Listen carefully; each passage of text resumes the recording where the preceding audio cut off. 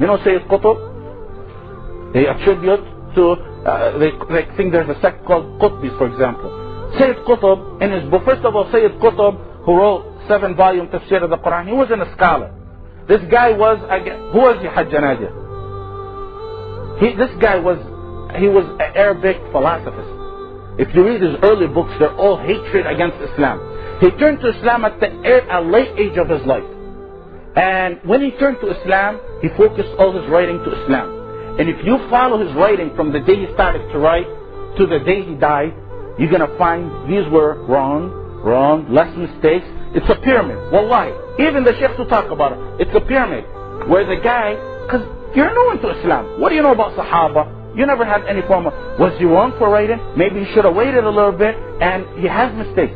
But does that defame his character? Does that make him a kafir or a fasiq? The guy did mistakes. Even the people who talk about him tell you, towards the end of his life, if you follow his ways in his books, he was on the Quran and the Sunnah according to the Sahaba. Okay, fabulous. You guys got mistakes on him? Write about the mistakes that he wrote. No problem about it. He had mistakes. Say, Wallah, he wrote in page so-and-so, error.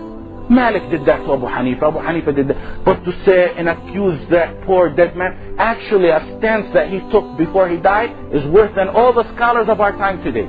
Wallah. A stance Sayyid Qutb took before he died is worse than all the scholars you know today. From the Arabian Gulf to Kuwait to all the Arabian Peninsula itself. When he died on a book that he wrote, which is Milestones. They accused him of some statements, and his accusation was by Jamal Abdel Nasser that he is, does anyone know it? What's his accusation? Hajj Nadia. What's his formal accusation in court?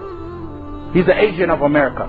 That's his accusation. They say you write these books, you write these books because you want the West to come against us. That was his accusation. That book, by the way, from this, look how pious this man is. That book is taught in this university by professors in this school right here in U of M, Dearborn. This guy died about 30 years ago, and his books still move on today because, inshallah, that he was sincere in his work. And before he died, they told him, you have a judgment of execution against you. You take back what you said. And what he said, mostly in that book, according to the Quran and the Sunnah. And they sent him, before he died, his sister, who was also in prison, and his other brother Muhammad, who's still living, who was also in prison. They sent his sister, to sympathize, tell him, recant what you said, and the President Jamal Abdel Nasser is gonna take back everything that the judge ordered. Maybe put you in jail for a few more months and let you go, because he was already ill. He was already ill and dying, so they're gonna put you a few months in jail. He told his sister, the finger that says Ashhadu an la ilaha illallah wa anna Muhammadan Rasulullah refuses to write a word to please a traitor with. And they executed him.